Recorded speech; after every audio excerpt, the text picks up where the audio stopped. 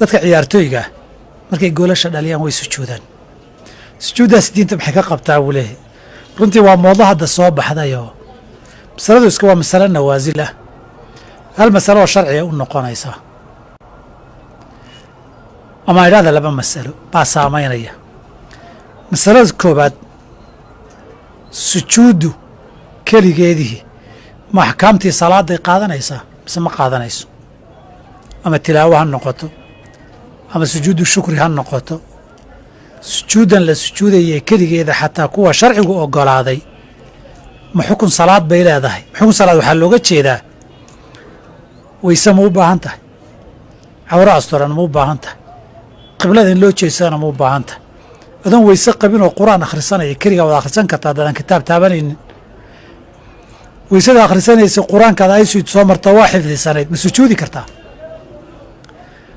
adigoon cawradaadoo asturayn baad nicmo ilaahay ku siiyey sujuudu shukri ama qur-aan akhriday, ma sujuudi kartaa? adoon weyse qiblada u jeedin ma sujuudi kartaa tii sharciga ahayd? waa masale khilaafi oo fuqahadu ay isku hayaan culimmadeennu. sujuudda keligeeda ma axkaamtii salaaday qaadan mise qaadan mayso? asaxul qowleyn inayna qaadanaynin wey, oo qofku uu sujuudi karo satrul cawra iyo tahaarana ayna sharti ahayn, laakiin masale khilaaf ku jira wey. masalada labaad ee saamaynaysa sujuudda markay xaalad kula soo darista la sujuuda, sujuudu shukri baa la yidhaahdaa. haddii ilaahay nicmo ku siiyo ama musiibo iyo niqmo kaa dulqaado waa la sujuudi karaa. kacb ibni maalik markii toobadadiisa la aqbalay lagu bishaareeyey halkiibuu ku sujuuday, halkiibuu ku sujuuday. haddaba su-aashu waxay tahay, haddii mabda'a guud nicmadii ilaahay qofka uu siiya ama mid guudo ummadda ha noqoto ama mid gaaroo shakhsiga ha noqotee loo sujuudi karo, niqmadii iyo musiibadii ilaahay ka qaadayna loo sujuudi kara mid guud iyo mid gaaraba. halka waa halka ugu muhiimsane goolkan la dhaliyey iyo ciyaaruhu ma nicma mise ma aha?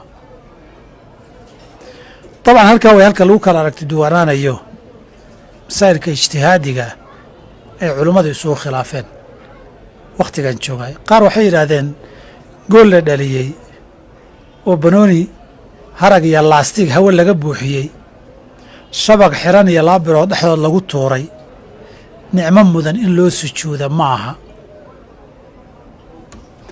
qaarna wayba sii fogeeyeen oo waxay yidhaahdeen macsiyo weeyo, macsiyadda ilaahay loogu mahad celinayo shukri loo sujuuday ma jiro.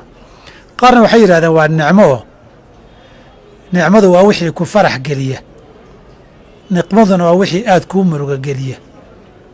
dhalintiisuna waa nicmo weyn, aad baa loogu farxa qofka iyo taageerayaashiisii iyo dadkiisiiba. in lagaa dhaliyo laga adkaadana waa musiibo weyn. hadba qiimaynta la yidhaahdo gool baa la dhaliyo ma nicmo weyn baa oo sujuud mudan mise ma ahan bay ku xiran tahay sujuudda ay dadka ciyaartooyga sujuudayaan. ma bannaan tahay mise ma bannaana? masaa'ilka nicamkuna waxaan waa nicmiya ma aha.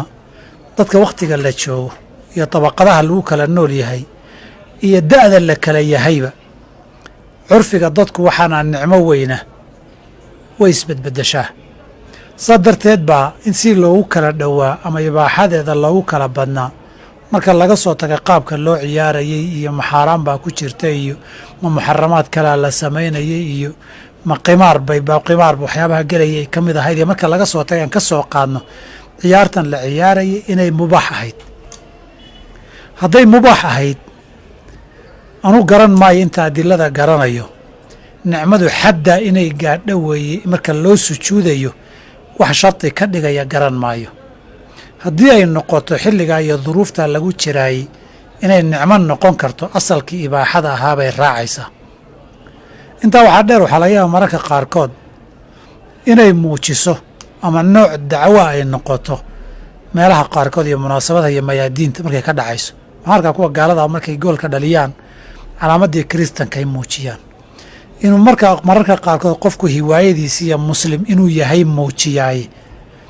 marar baa waxaa la banneeyaa wax sharciga xaaraam ku ahaa, xaraga socodka, xaraga kibir in loo socdo iyadoo sharciga kabaa'irta ka mid tahay maydaanka jihaadka markay joogto oo qofku geesinimo uu ku muujinayo waa la oggolaaday timaha cadee la madoobeeyo culimmadii waa xaaraam tiri markay maydaan jihaad joogto oo nin xoog badan la isaga dhigaya dadkii fuqahada qaar itifaaq bay soo guriyeen isku raaceen inay bannaan tahay mayaadiinta qaarkood oo lagu muujinayo qofka muslimnimadiisii iyo diintiisa wax ka gaarsiinayaay inay wanaagsanaato way dhici kartaa